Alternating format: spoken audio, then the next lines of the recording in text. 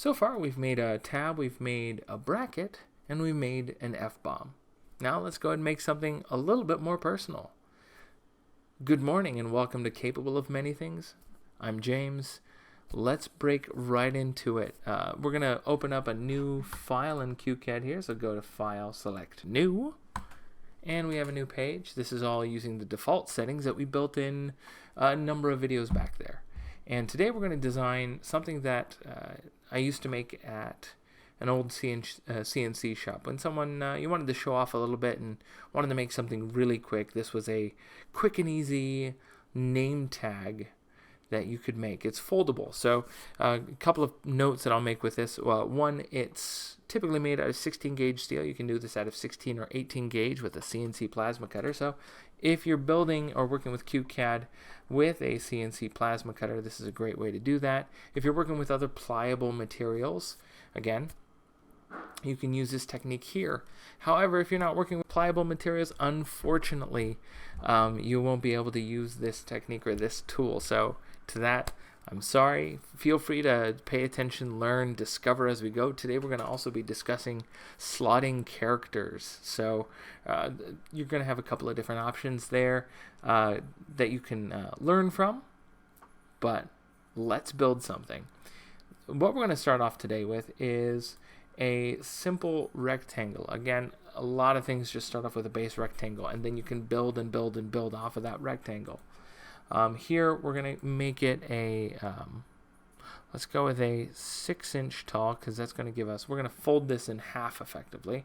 So 6 inches, 6 inches tall here, and we're going to reference off of the bottom left-hand corner if it's going to be 6 inches.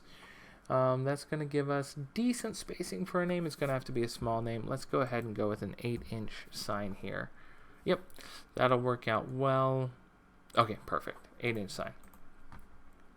8 inches wide, 6 inches tall, and we are going to break into the first piece here. We need to provide a slot for the cutter. Now this is why I say you're using 16 gauge or 18 gauge, because your typical plas cutting systems are going to cut that out at around 1/16 of an inch wide, meaning that you'll have enough bendable space. And so adjust this line or make a slot as needs be for removing material for bending. I could either do this as a straight line or I could do it as a shape. I'm going to do the more complicated way, which is with a shape. We're going to choose a square and make a rectangle here and select middle, and you'll see what I'm doing here in a moment. We're going to set this to 6 inches wide, and we're going to set the height to 0.0625, which will be 1/16 of an inch. I'm going to come to the center of my shape and place it right there. All right. Now, one other thing that I can do here is reduce the width down to 1/2 inch and make it off of the left and right.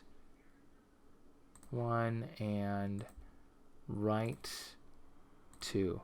And what I've done here is when I come back with some sort of cutting system, it'll actually cut the inside of this shape and cut the inside here. So you're left with 2 little tabs of material that can be, that will hold everything together.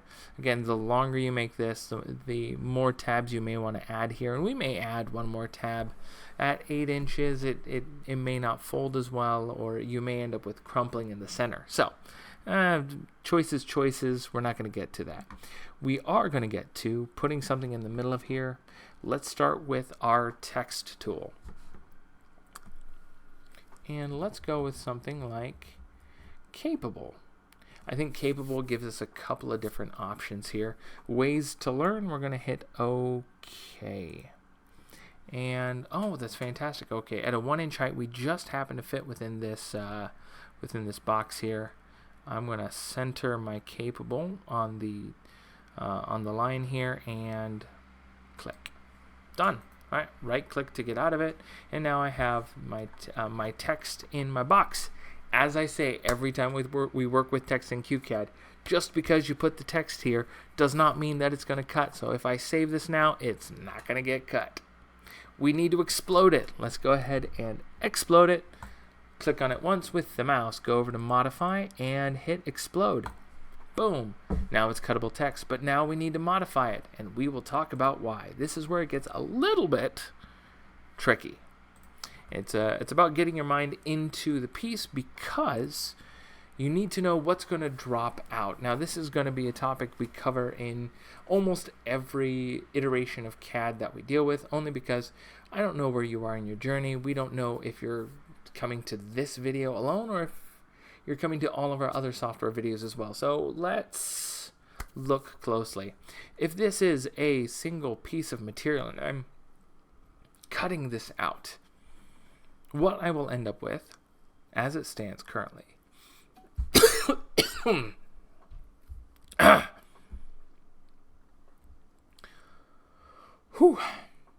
So, if I'm cutting this out of a single piece of material, the way it's set up currently is that I will get a perfect looking C. It'll cut out the outside edge of this A here, and the center of the A will also fall out with it.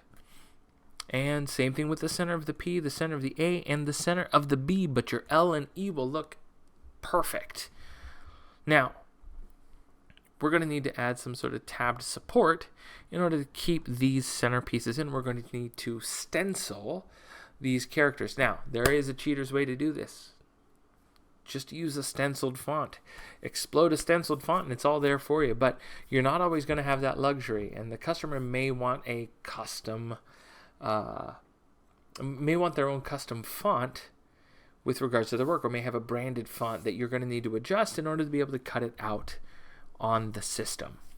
So let's go ahead and add a couple of slots. Now, again, as with everything, there are multiple ways to skin that cat. Today, we're going to use the rectangle with size to add my slots. Now, I can add them willy-nilly should I want to, and you know, you can go 1, 2, 3 and sort of be done with it. As a matter of fact, I may actually try something here stylistically that makes it consistent across the board. Okay, this is what we're going to do. As a design feature, we want to sort of streamline this. We want to make the width. Let's make it a 6-inch width. Oh no, we're gonna go further than that. We're gonna go with a 7-inch width on this piece here. I just want to see if I can line this up. Yeah, that's what we're gonna do. So I'm gonna make a slot that extends over the whole piece, and then I'm gonna drop this down to like a 0.5 inch, and I want to, no, we're gonna make this a 1-inch wide, and we're gonna let the B have its own 1.25 and the B have its own slot. I don't want to have to trim around that. 0.625. Aha. Beauty. Love it. Okay, so I've added this extra shape here. We're going to go ahead and tab this out accordingly. Again, by doing this stylistically, we've made a choice here. You don't have to do it this way. You can do it per letter, but the concept is going to be the same regardless of how you do it, regardless of how you decide to design it. So let's go with our letter P here. We want the center of this P to stay, so we need to make sure that all of the material that this P has clear line to the rest of this material. So we're just going to hit here. 1, 2, 3, 4, 5, 6, and so on. Boom. And now, oops, and now the P has access to the center. Let's do the same thing for the A. Clear out our A. There's a tiny bit right there, and here, and here, and now we have the top of the A is now secured in there. Same thing with this one. 1, 2, 3. There we go. 4. I probably could have dropped that a little bit lower to make it easier for my eyes to do that, but you know, I made a choice. All right, let's move on to the B here. 1, 2, 3, 4, 5, 6, 7, and we've cut that out. That's looking good. We're going to do the bottom here. Remove this, cut here, and again, breakout tool, just coming through and removing all these little stencil pieces, making it super clean and efficient. Aha! All right. I think there's a Blade Runner font that actually looks like this. It's been a couple years. There probably is one. It's very much in the same vein there. And choices. Do I want to completely screw up this C? No, I don't. All right, we're going to keep those. And we're just going to go like that. Here. Let's take a look. Nope. Alright, so I'm going to hit Control Z a couple times. Control Z is a backspace when you realize you've made a design mistake. Alright, and 1, 2, 3, 4, 5, 6, 7, 8, 9, and 10. Now, a couple of things you can learn from what I just did there. One, if I try to bring this into a sort of a CAM software and try to cut this out, unless I have a fine tool, I don't know if I'm actually going to get the resolution I get on that C, but from a purely visual standpoint, it's accessible. Now I can just come through 1, 2, delete, and just do that. Actually, I think I don't hate that with every ounce of my being. We'll take that. Alright, now the center of my A is attached to the rest of the material. We have the center of my B, rest of the material. P, rest of the material. A, rest of the material. And you may have to do this a couple hundred times if it comes to large blocks of text. Unfortunately, that's just the nature of the game, unless you get pre-stenciled text. So, truthfully, easiest thing to do, get pre-stenciled text. If not, you now have the tools necessary to start stenciling your own text. Now, I've done this a couple hundred times. Maybe I've done this quickly. If you guys want to see this again, maybe slower, maybe break down a little bit more of the process, I'd be happy to. Now, this process is going to be different if you're making just the letters themselves externally as its own sign, as its own set of connected letters.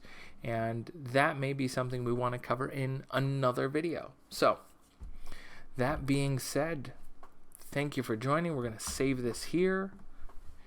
Capable folding name sign. There we go. And it's saved. Great. So, again, if you want to see other videos, feel free to check out the channel. Like, comment, subscribe, do all the YouTube things. We love to have you here. If you have custom requests, go to the link in the description. Fill out a custom request form. We love to make custom videos. But until next time, have a great day. Bye now.